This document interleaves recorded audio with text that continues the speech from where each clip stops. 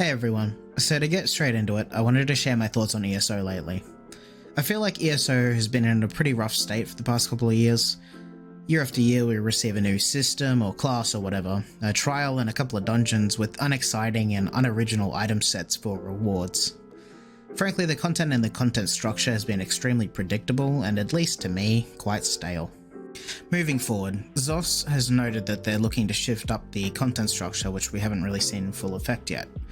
We still got the quarterly content, but these past 2 years have included less overall playable content than the years before it, though admittedly it seems like much more of a focus has been on the quality of life systems, so it's not all bad. However, ZOS has a very strong track record of pushing things in nearly completely broken states, not listening to overwhelming feedback, and empty promises.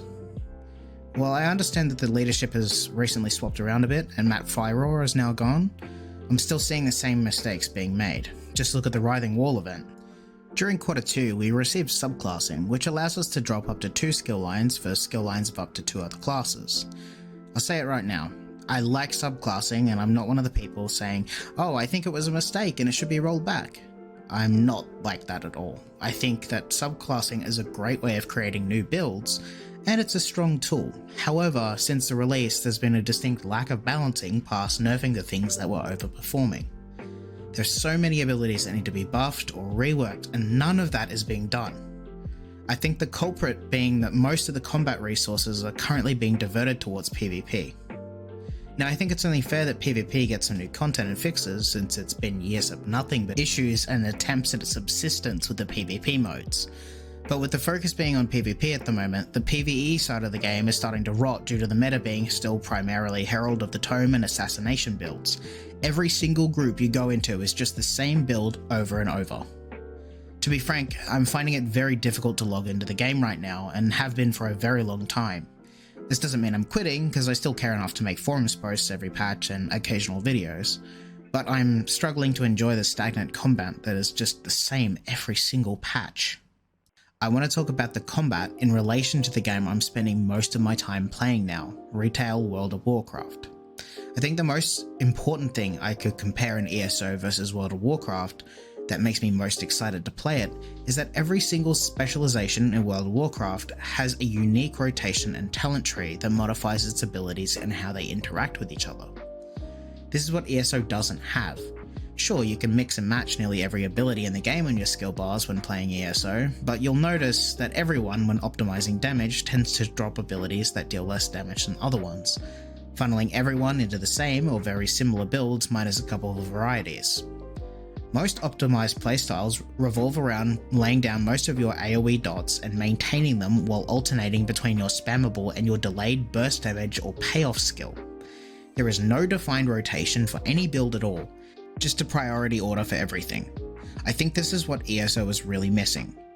It'd be really interesting if there were actually class and or weapon passives that you could slot or invest into that said something along the lines of, when you cast Scorch, your next dive deals 25% more damage for 3 seconds.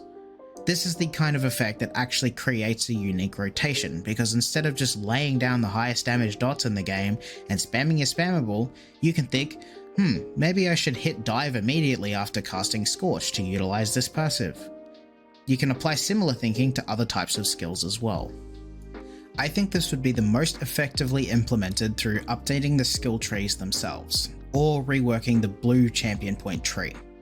It could also be introduced supplementally through class sets, which is what I think we should have gotten instead of the current ones. As for Frost DPS or Frost Warden, I don't really know what's going on with it anymore. I still play Animal Companions and Winter's Embrace when I do log in, but that's purely due to familiarity with the skills and a fondness for my Warden character. You can literally play Winter's Revenge and Arctic Blast with insane chilled proc rate on any build you want now, which is fantastic for build variety, but Winter's Embrace is still a bit worse than other options on top of still being underdeveloped. To this day, we still lack a proper frost damage payoff skill that does competitive damage. The closest thing to it is Tentacular Dread, but that skill doesn't deal enough DPS to do that job alongside trapping you into using Herald of the Tome with a Crux generating spammable.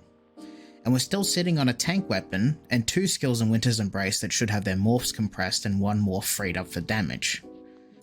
Frost DPS builds still have a long way to go before they really feel fleshed out, but more than that, the game feels super stale. It needs some major combat overhauls and shakeups. World of Warcraft Midnight is launching soon, and I could not be more excited to keep on playing Frost Death Knight as I have been since 2020. As I write this, my guild and I are progging on Mythic Dimensions and having a great time. It's currently the gameplay you're watching. If you feel a similar way, please take some time to play some other games. I have a feeling that ESO has a lot of growing to do before it's back on its feet. And just as a final thing, I must reiterate, no, I'm not planning on leaving ESO. No, you cannot have my stuff because I still need it. But yeah, other than that, that's sort of all I wanted to talk about today. Kind of a bit more of a short video, less about builds and all that. But yeah, I just wanted to talk because I really needed to get it off my mind. And yeah, that's it. Thanks everyone. I will see you in the next video.